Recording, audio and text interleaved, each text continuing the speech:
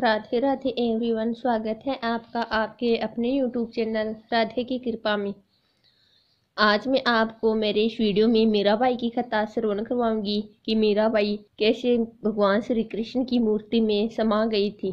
तो आप वीडियो को एंड तक जरूर देखिए। मीराबाई का जन्म मारवाड़ के कुड़की नाम के एक गांव में 1498 में एक राज परिवार में हुआ था। उनके पिता का नाम रतन सिंह राठौर था, जो मेवाड़ के शासक थे। वह एक वीर योद्धा थे। मीराबाई अपने माता पिता की इकलौती संतान थी। उनके पिता रतन सिंह का अधिक समय युद्ध में व्यतीत होता था। जब मीराबाई छोटी थी तब उनकी माता का निधन हो गया था। उनका लालन पालन उनके दादा राव दूधा जी की देखरेख में हुआ था, जो योद्धा होने के साथ साथ भगवान विष्णु के बड़े उपासक व भक्तिभाव से ओतप्रोत थे। एक दिन राजमहल के सामने से एक बारात निकली। मीरा तब छोटी थी। दूल्हा बहुत ही आकर्षक वस्त्र पहने हुए था। मीरा ने उसे देखा तो आकर्षित हो गई और अपने दादाजी से कहा, मुझे भी ऐसा एक दूल्हा ला दीजिए, मैं उसके साथ खेलूंगी। मगर बालिका मीरा को दूल्हे के बारे में कुछ पता नहीं था। मीरा के दादाजी ने श्री कृष्ण की एक मूर्ति मीरा को देते हुए कहा, देखो यही तुम्हारा दूल्हा है, इसकी अच्छी देखभाल करना। मीरा को जो चाहिए था वह उसे मिल गया। मीरा ने प्रसन्न होकर उसे स्वीकार कर लिया। वह उस मूर्ति के साथ हमेशा खेलती रहती और उससे ऐसा व्यवहार करती मानो श्री कृष्ण ही उसके पति हो। मीराबाई के दादाजी साधु संतों का बहुत सम्मान करते थे। उनके महल में हमेशा साधु संत या कोई अतिथि आते रहते थे। एक बार रैदास नामक एक सन्यासी महल में आए।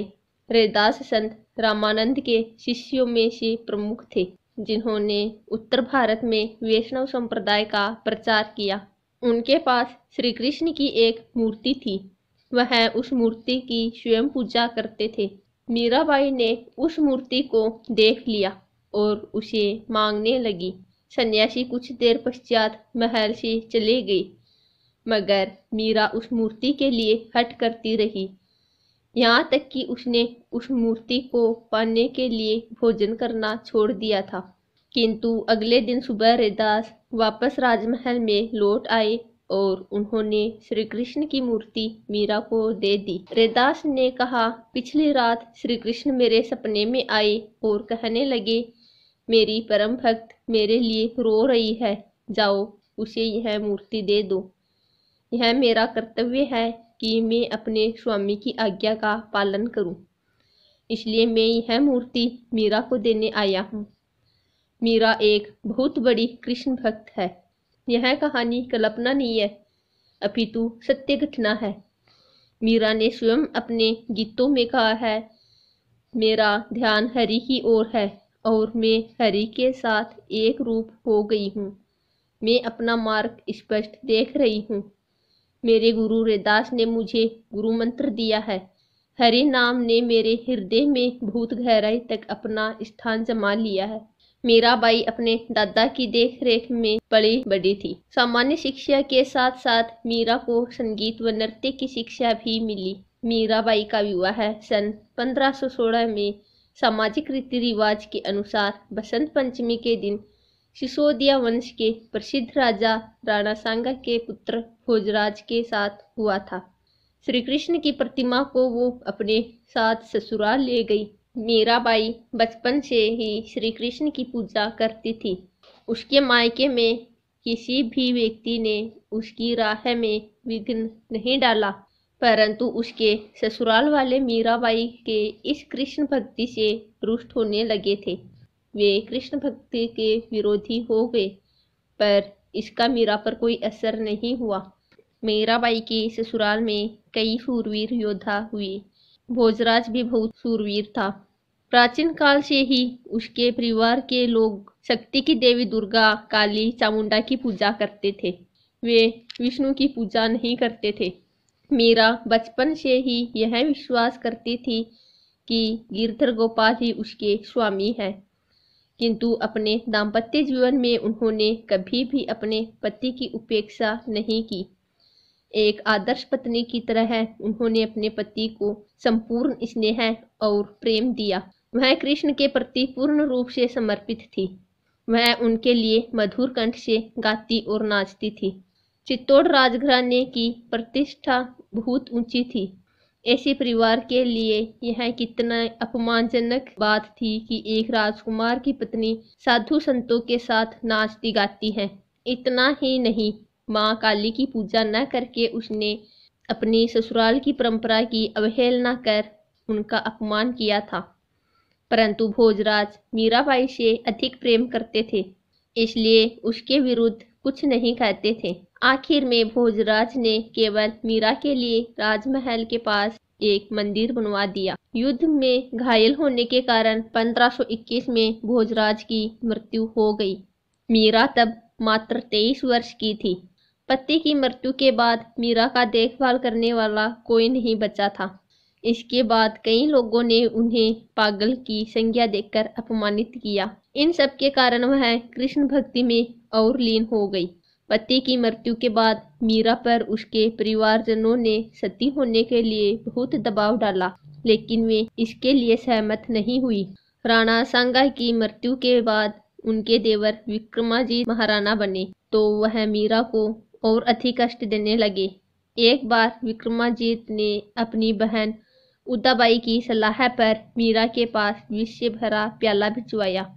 मीरा उसे प्रभु का प्रसाद समझकर पी गई, मगर मीरा पर उस विष का कुछ भी असर नहीं हुआ। फिर राणा ने मीरा के पास एक भयंकर विषधर सांप सुंदर फूलों की टोकरी में भेजा। मीराबाई पूजा में व्यस्त थी। उसने अपना हाथ टोकरी में डाला और कुछ फूल निकाले। वह फूल शालिग्राम के रूप में बदल गए और वह सांप एक सुंदर फूल माला में बदल गया। एक बार मीराबाई पर तलवार से प्रहार किया गया, लेकिन उस पर उसका कोई प्रभाव नहीं हुआ। राणा ने मीरा के लिए नुकीले किलों की सिया बनवाई, परंतु वह किले शरीर में चुभने के बजाय फूल बन गए। उसके ससुराल के लोग अब खुलकर कई प्रकार से प्रताड़ित करने लगे। उस पर आरोप लगाने लगे कि मीरा ने कुल की मर्यादा को धूल में मिला दिया है। किंतु मीराबाई समाज में महान संत और कलयुग की राधा के नाम से जानी जाने लगी। समाज के लोग कहते थे कि उन्हें देखना और चरण स्पर्श करना बड़े सौभाग्य की बात है। वे उसे ईश्वर का स्वरूप मानते थे। राणा ने कभी मीराबाई को प्रत्यक्ष रूप से मारने का साहस नहीं किया। उसे भय था कि स्त्री को मारने से पाप लगता है। जब मीराबाई को मारने में राणा असफल रहे, तब वे मीरा को अपशब्द कहने लगे और कहा, यह नीच महिला स्वयं डूबकर मर क्यों नहीं जाती। जब मीराबाई को राणा के नीयत के बारे में पता चला, तो वह स्वयं सोचने लगी कि यदि वह डूबकर मर जाए तो उसके ससुराल वालों को बहुत शांति मिलेगी और वह भी भगवान श्री कृष्ण से हमेशा के लिए मिल जाएगी। इन सारी बातों का विचार करके मीरा नदी के किनारे पहुंच गई और खड़े होकर श्री कृष्ण से प्रार्थना करने लगी, हे प्रभु, मुझे अपनी शरण में ले लो। और इसके बाद वो नदी में कूदने ही जा रही थी कि एक आवाज़ ने उसे रोक दिया। वह आवाज़ मीरा को कहने लगी कि स्वयं को मारना बहुत बड़ा पाप है, ऐसा मत करो, तुम वृंदावन चली जाओ। धीरे धीरे संसार से उनका मोह भंग हो गया। कष्टों और अत्याचारों के कारण मीरा ने अपना परिवार त्याग दिया। बहुत दिनों तक वृंदावन में सत्संग करने के बाद वह द्वारिका चली गई, जहाँ भजन कीर्तन में अपना पूरा समय लगाया। वह हर समय श्री कृष्ण के बारे में सोचती थी। राजस्थान में मीराबाई बहुत अधिक लोकप्रिय हो गई, परंतु प्रतिष्ठित घराने में उसे कोई अपनाना नहीं चाहते थे। मीरा के प्रति राणा के अत्याचार की बातें चारों तरफ फैल गई थी। रतन सिंह की हत्या कर दी गई और उसके बाद उदय सिंह गद्दी पर बैठा और उसने सोचा कि साधु के संग मीरा अकेली रहेगी तो उसके प्रतिष्ठित परिवार के लिए यह बदनामी की बात होगी। इसलिए उसने मीरा को चित्तौड़ लौट आने को कहा। परंतु मीरा इसके लिए बिल्कुल तैयार नहीं हुई। उसने चित्तौड़ जाने से मना कर दिया। उदय सिंह समझ गया था कि मीरा उसके कहने से वापस नहीं लौटेगी। उसने चित्तौड़ से 5 ब्राह्मणों को मीरा से अनुरोध करने के लिए भेजा कि वह चित्तौड़ लौट जाए। मीरा सोचने लगी कि वह वापस राजमहल में जाएगी तो वहीं पुरानी बातें फिर दोहराई जाएगी। इस समय मीरा की आयु लगभग 48 वर्ष की थी। उसके पति के निधन को 25 वर्ष हो गए थे, परंतु उसका परिवार अभी भी उसकी हत्या करने का प्रयास कर रहा था। इसलिए मीराबाई अपनी प्राण रक्षा हेतु उन सब से दूर द्वारिका चली आई थी। उसने यह संकल्प कर लिया था कि केवल श्री कृष्ण से ही संबंध रखेगी और किसी से संबंध नहीं रखेगी। ब्राह्मणों ने मीराबाई को समझाने का बहुत प्रयास किया, मगर मीराबाई उनके साथ चलने के लिए तैयार नहीं हुई। तब उन ब्राह्मणों ने कहा, यदि आप हमारे साथ नहीं चलेगी तो हम यहीं पर अन्न छोड़कर अपने प्राण त्याग देंगे। ब्राह्मणों की बात सुनकर मीरा बड़ी विचित्र स्थिति में फंस गई। वह नहीं चाहती थी कि इन ब्राह्मणों की मृत्यु मेरे कारण हो।